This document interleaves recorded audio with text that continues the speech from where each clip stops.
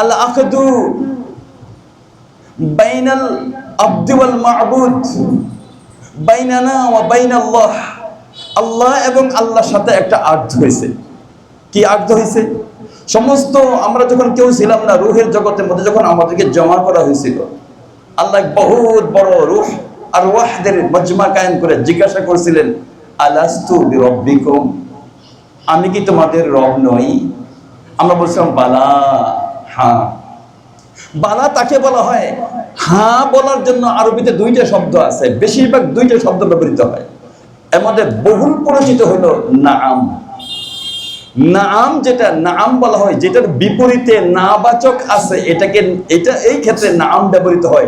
কিন্তু যেটার বিপরীতে নাবাচক নাই, ওইটাকে বালা বলা হয়।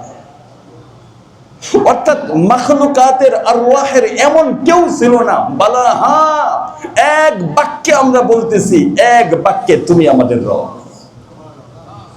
অতিরিক্ত শুকরের বিষয়ে আমাদের যে কি বলবে সমস্ত রূহ ভেবে পাইতেছিল না। আল্লাহ সরাসরি প্রশ্ন করছেন, আলাস্তু বিরব্বিকুম, আমি কি তোমাদের প্রতিপালক নই?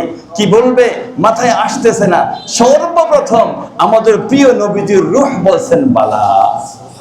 যখন আমাদের নবীজি বলছেন বালা, ওই কথা বলার সাথে সাথেই সমস্ত মানুষের হুঁশ হয়ে গেছে যে হ্যাঁ, আমাদেরকেও তো বলতে হবে বালা।